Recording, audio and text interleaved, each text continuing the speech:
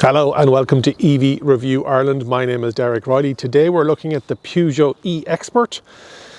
So as always, let's get straight into it. You will recognize this kind of shape because it's all part of the Stellantis group. So you're going to get Peugeot, you're going to get Opel, and I've already done the review for the Vivaro E. You're going to get the Citroen, and you're also going to get the Toyota ProAce as well. And I was talking to somebody recently on the channel in the comments, and if you haven't already subscribed, please do so. We're on a push to get to 10,000 subscribers by the end of 2022. And he was saying that he was looking for an electric van.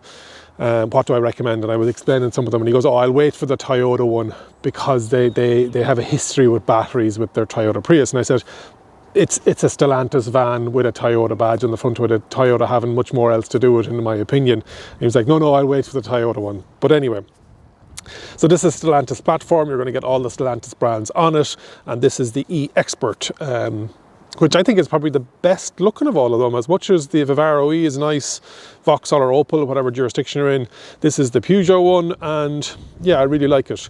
It has the Peugeot grille that, even though it doesn't need it, very much, it's closed off. It's like the Techno grille on the recent Polestar 2 review that I have.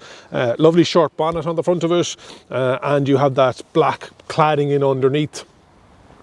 Decent headlights with a daylight running light, fog lights down here as well. I like the stub nose, the compactness of it. It's got the old Peugeot badge, and I'm presuming down the line it will get newer ones. Charging port on the front passenger side. AC is 7 kilowatts, and it can be upgraded to an 11 kilowatt, and DC up to 100, which is great on that Stellantis platform. It's a 50 kilowatt hour battery with about 47 kilowatt hour usable for this version, and you also can get a 75 kilowatt hour version. Small little indicator. Small enough wing mirrors, but not bad actually. These are 215/65/16s steel rims with hubcaps on it. You can see it was voted into, or it won International Van of the Year in 2021 and the Continental Irish Van of the Year 2022, and it shares these with its siblings in Opel and in Citroen as well, because that's all on the same platform. Good big size doors, and we'll go in there now in a second. It's got that cladding, the black cladding underneath it. It has dual sliding doors. But we'll talk about that once we go on the inside. This is the long range, or sorry, the long wheelbase version. It comes in a compact, a standard, and a long, and depending on your jurisdiction, whether you're in Ireland looking at this, where you would call this PEUGEOT. In Ireland, we call it PEUGEOT.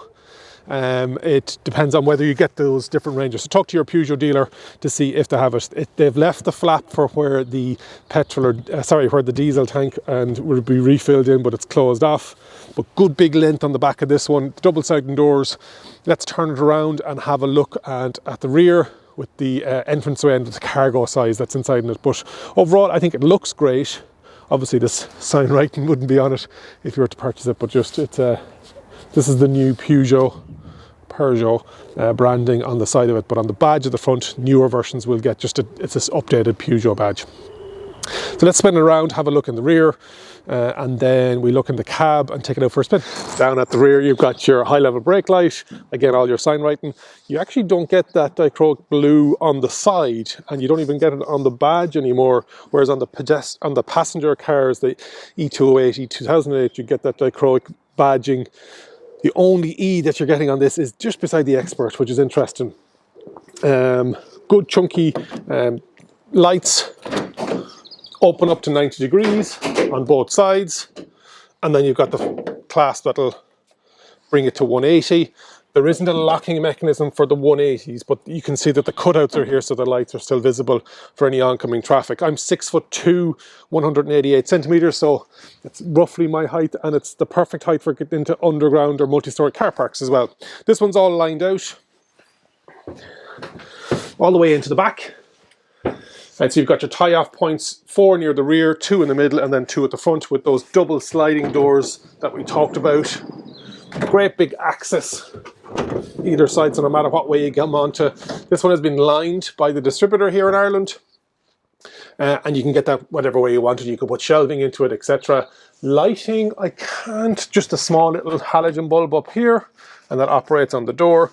And then you have the option of whether you want to drop that down and you can charge stuff in there or put stuff in there, and that can be accessed by flipping up the seat as well by pulling the blue tab, and you can knock that down.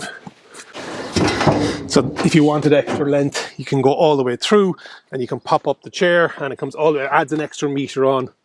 That's good and handy to have.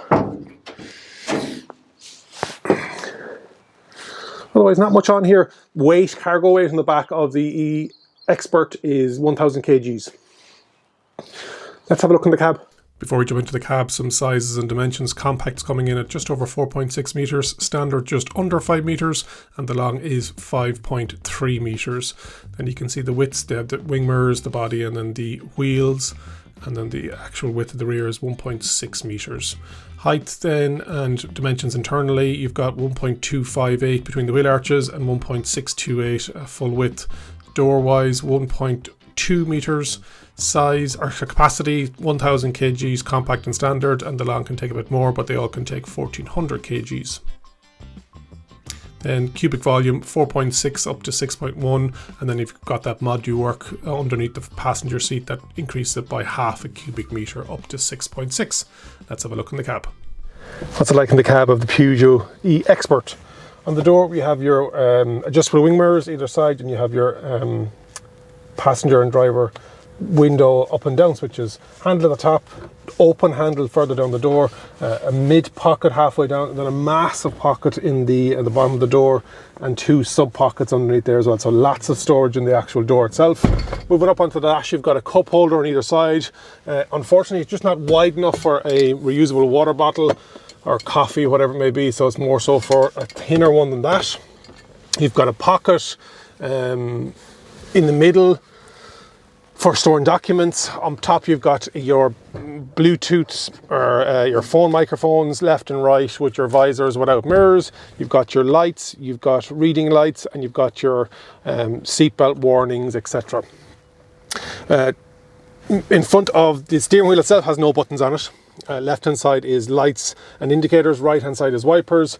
You have your audio volume up and volume down, and then your cruise control stalk underneath that as well. It's a traditional key that folds flat, and then pop it open, and like a lot of electric vehicles, electric vans, foot in the brake, turn it on, it starts at sequence, and then hold it forward for it to be ready. Very nice bright display. Left hand side is speed, right hand side is whether you're in charge, eco or power, and then you've got your top right hand side is a little gauge as to what stage of battery it is. It's analog, and then on the left hand side then is how you're using your energy with regards to the heating and the fan. Then you've got what's in the actual LCD display. You've got your kilometers per hour, you've got your range left, and this with the 50 kilowatt hour battery you've got about 330, and with the 75 kilowatt hour battery that's going to be over 400.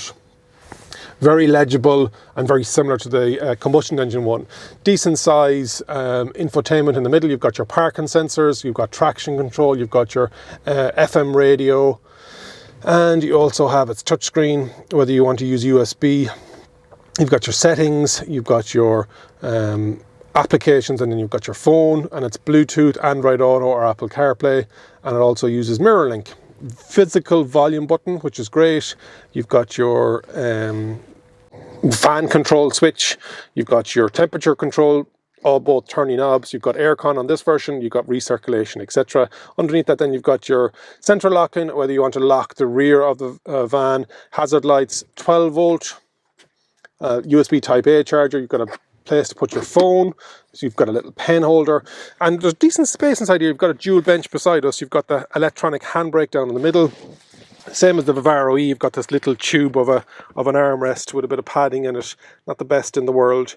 You've got a tie-off point down there as well if you have stuff coming through from the rear with that hatch. Middle driver will be a bit this huge massive, and this is because it's based on a combustion engine van as well, and this is where the gear selector would go, and this is still where your electronic gear selector, your park, reverse, neutral, drive, and it has 2-stage regenerative braking with B, and you've got your drive modes which are power, normal and eco. But we don't need this in an electric vehicle. So Peugeot or Stellantis, if you can get rid of it and just stick it up on the dash, that means that that middle driver will have the ability to have a nice place to sit. You've got some pen holders, decent sized glove box. You've got some storage in underneath then as well. What I like about this e-Expert is it has a little shelf for, and it's a good solid one as well, and you can hold stuff on that, but it's like a little work shelf for using your laptop or whatever it may be, or writing invoices or dockets or delivery dockets, whatever. Passenger door is the exact same as the driver door, except it only has control on its own window. Yeah, it's well spec'd. I like the Vivaro E. I'm looking forward to testing this Citroen, but they're all pretty much the same. It's down to aesthetics. I probably prefer the look of this Peugeot e-Expert. A lot of interest in this from trades, from local authorities. They're looking to transition their fleet to a greener vehicle. So the price-wise depends on the size, depends on the battery, but there is that whole total cost of ownership, and I'll stick up the prices now on the screen so you can see prices starting from. But talk to your local Peugeot dealer as to the spec, battery size, and also the length of chassis that you require for your needs. And then you know what the cost is, but just think of that total cost of ownership, the minimum or less maintenance and servicing, less downtime, and also the fuel costs.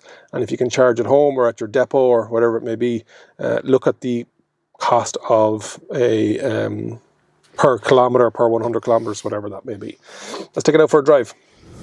What's it like driving the Peugeot e-Expert?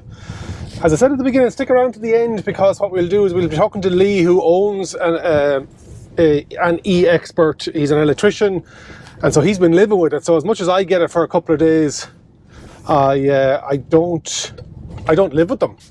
And I've had a couple of comments saying, "Oh, what are you talking about? You don't know, you don't live the van life." Now, if you're a subscriber to the channel, you'll know that I drove a caddy van before all of this EV stuff took off, for nearly 500,000 kilometers. So I'm well used to driving a van. It's obviously living with it, number one. Testing it with a load in the back, it's very difficult to get somebody to give you 1,000 kgs of whatever it is. So I'm looking forward to having a chat with Lee. But otherwise, as I said in the Opel Vivaro E, or the Vauxhall Vivaro E, I think these wing mirrors are a bit small. I'd like if they were bigger.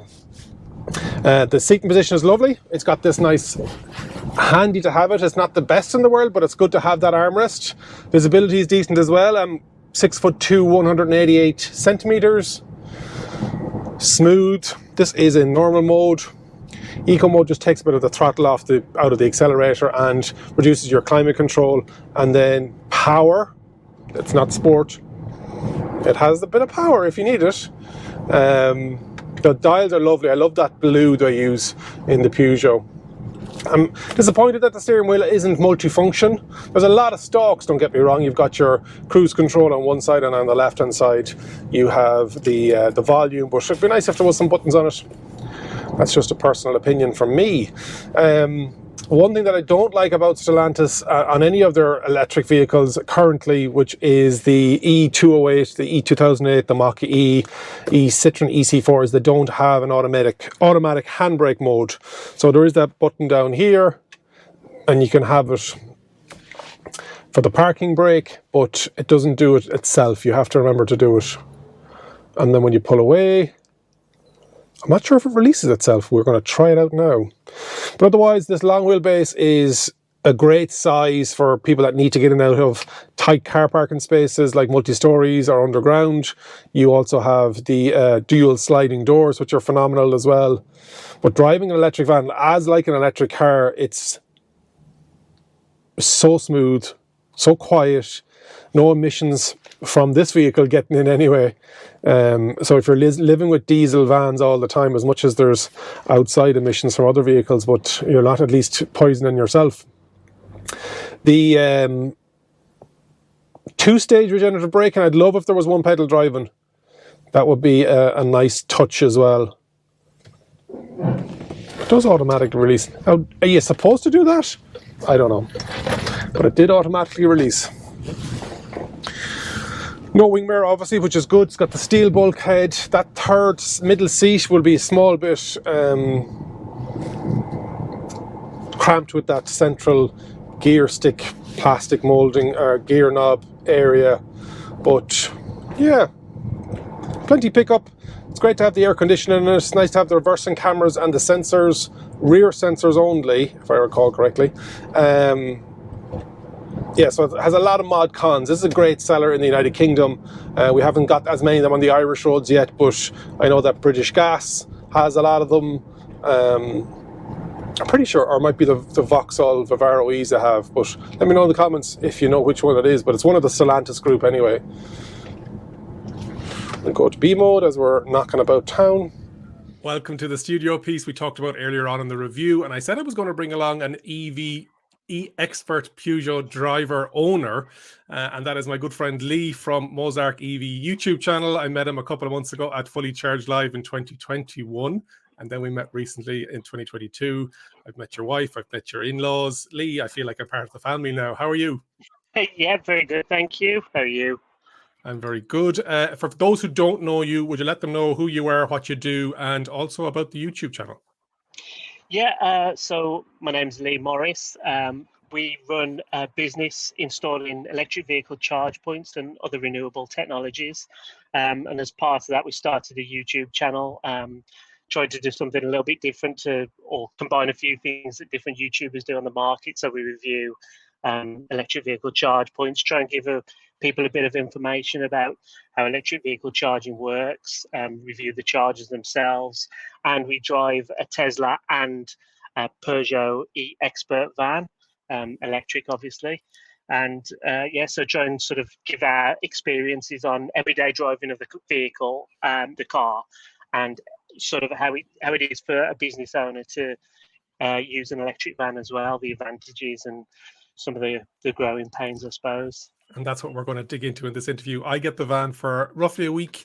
I've had some people say to me, Derek, you need to put some load in the back of it so you can feel it with a bit of heft in it. But for me to try and fill into a van, to take it out of a van, it's a bit of a nightmare. So it's great. When I saw this coming, I follow you on social media. And again, you're on Twitter, etc., for people to follow you. But I remembered you getting in it, but it wasn't your first choice. And we might have a quick chat about that first. You were looking at something different. Yeah, so initially, the only van on the market was the EMV 200. So that was, we kind of were looking at that really seriously. I don't think that was going to be the most suitable van for us, but we wanted to commit to going electric and, sort of put our, just practice what we preach. Exactly. Yeah. So, and then the Maxus came up. So we delivered 3.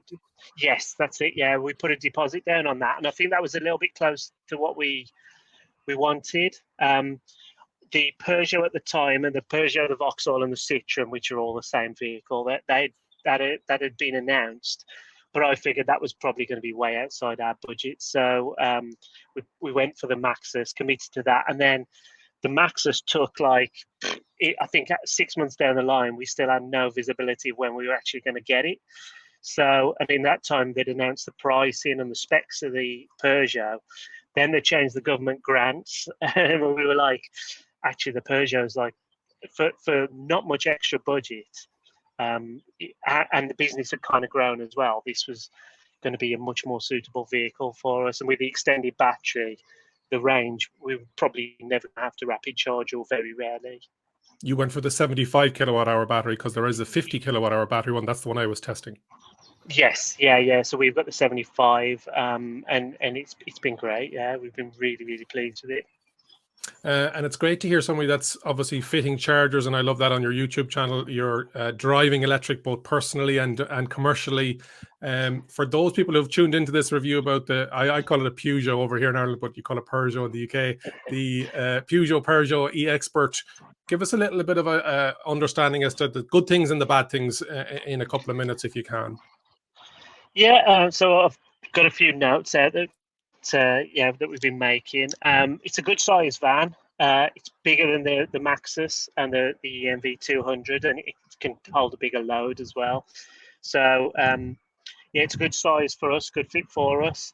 I think if you were in, say, there's a load of people in transit customs over here.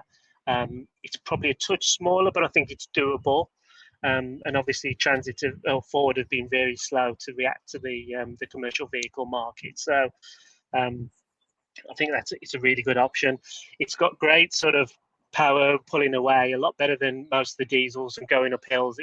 Being in Shropshire here, it's quite hilly at times.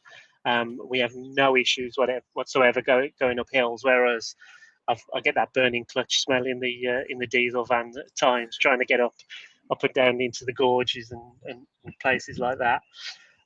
It's really comfortable to drive. For me, the seat isn't totally comfortable, so I use a back support, which is, I know it sounds like a little thing, but it's quite important. But once I've had the back support in place, it's been great doing long journeys in it. Spend a lot of time in the van. And I think a lot of people, because vans traditionally back in the day, like they were, not that they were thrown together, but they were fairly agricultural, whereas you're sitting in traffic, it's all the time on the go. So really having good seats, but and it's interesting, it's not all perfect, so having to put in that extra support for your back, but that smooth of drive, no smell, no vibration, no clutch pedal. Your left leg must be getting very nice, and there's no muscle built up in it anymore. And all of those kind of things definitely add up. And I've talked to logistics drivers and other tradespeople. It's a huge difference. Oh yeah. So in terms of the day-to-day driving, it's very, very relaxing. And coming from the diesel van again, the stop-starting, the gear changes, you forget all the clutch work and that, and you can sort of focus on where you're going. It's particularly, when you're in a brand new area that you've never been to and you're kind of lost, you can focus on navigating your way around and not turning the wrong way down a one-way street and things like that, instead of thinking about what gear you're in, and so it does make a huge difference in terms of the experience, the less fatigue. So yeah, for any viewers who are looking at this review and moving from a diesel van, the experience it's great. You sort of you get to the job more refreshed. After a long day, it's less tiring when you get home. So yeah, it's the whole electric experience in general is it's brilliant. I can't recommend it more highly. Now, Lee, we're both the EV angelists, and we have to give both sides of the story. With that Stellantis platform, which is Vauxhall, Peugeot, Citroën, Toyota, their Pro Ace side of things, and obviously we have it badged over here as Opel in Ireland and on the European continent. Is there anything that you'd like to see added, or one or two things that you'd prefer to see on it? Obviously, coming from a Tesla, you know all the bells and whistles that are available to electric vehicles. Yeah, so on the regen side, the regen's great on it, but I would love to see a one-pedal driving. Again, that's our Tesla set up to do the one-pedal driving thing, and that just enhances the experience even more. You don't need, you can forget about moving your foot altogether. So it sounds lazy, but it does enhance the driving experience. You'll want a self-driving van soon, is what I'm hearing, Lee, if you got away with it. There are times when I'm on the motorway and forget that I'm in a van instead of Tesla and hit the indicators trying to put on the autopilot. But I'd love to see the partnership between Stellantis and OMI as well. So we use a couple of different chargers here, but the OMI, at the moment, there's no interaction between the OMI. So that it doesn't pull the battery status, basically. So every time I plug in, it doesn't know whether your battery's half full. So it doesn't allow that OMI charger to use to minimize your expense, really. So I have to do that sort of manually. Are they working on that, Lee, or is it coming down the line? It's been, I think it's a political thing rather than it's not a technological problem from discussing with different people. It's a political thing, and I think it's being discussed, but it's a long time in the working. Yeah. Okay. I mean, I guess a heat pump would be useful on the van so that it saves that energy. You do see a difference. I tend to wear my coat in the winter anyway. I've been used to that, just minimising the heater. But obviously, you do notice a big difference when you turn the heating up in the winter. If you're on a motorway and turning the heating up, you can really decimate range, which is which is fine if you're doing sort of local stuff. But on the longer journeys, I have to think about it a little bit more. But apart from that, I think the range on the van is pretty good for the it's sort of market leading really. Obviously, what are they saying versus what are you getting? Because you're doing a good bit of urban and motorway. yeah. So I mean, on the worst case, which we've done sort of motorway journeys starting very early when it's like freezing temperatures, and we're still getting like I'd say 120 to 140 mile. Okay. So that's kind of the worst case scenario, and that's hitting a motorway. That's we tend to work on a 60-mile range or 60-mile radius, so we know we can hit that job and get back without charging. But yeah, I'm sure you're the lovely people that you're putting the chargers in for give you a little top up before you leave with a cup of tea. Yeah, absolutely. Yeah, obviously we do further jobs, but we have to take into account that extra time for charging. Exactly. Yeah. So like we're doing a job in Bristol on Monday, for example, and we're staying down there and charging in between. But in terms of it can charge up to 100 kilowatts at its peak DC. Yes. So we've tested that as well. We've got a good video on our channel on when we went to BP charge point and couldn't get 100 kilowatts, but then we were in grid serve. Nice. Braintree. Yeah, and those charges we were hitting 100 kilowatts. Nice. Sort of easily, so for quite a long period of time. Very good. One thing that I'd like to see on all the Stellantis cars and vans, I would love an auto handbrake, because I'm spoiled with some other manufacturers. So as much as you're saying you'd like a bit more autopilot stuff, etc., I'm just looking for an automatic handbrake, if that's possible. First world problems.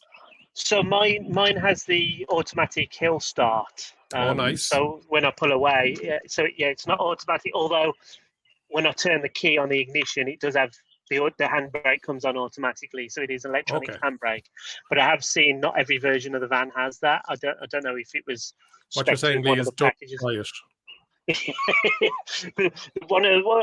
I've really noticed it moving back into the diesel van recently, and pulled up and just turned the ignition off, got out of the van, and it started rolling, and realised I haven't put the handbrake on because I've been used to that automatic handbrake. So for those who don't follow Lee on YouTube yet, that you will after today, let's just clarify, he hasn't gone back to a diesel out of choice.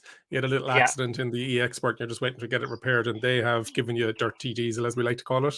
That's right, yeah, and I'm not very happy with it.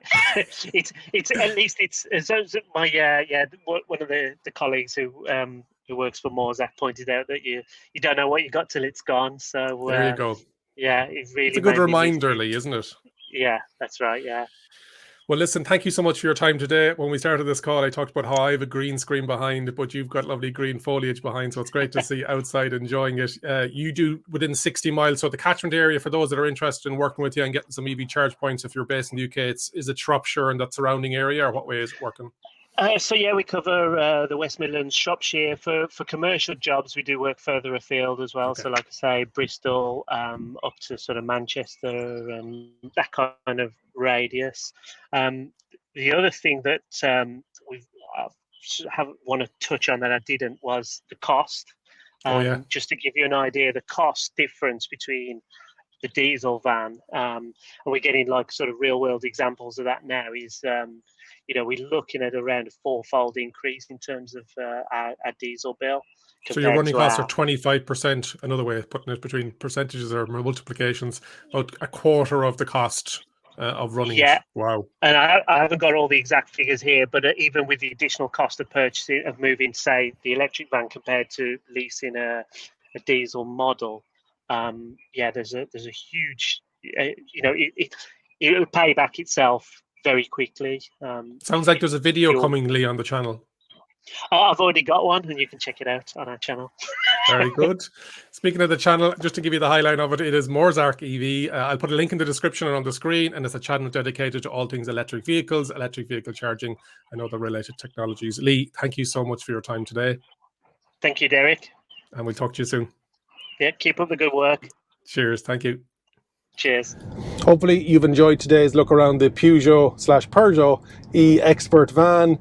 Great chatting to Lee, an owner. He's using it every day for his business, and he's going to give you the pros and cons. And make sure that you subscribe to his channel, Morzak Electric.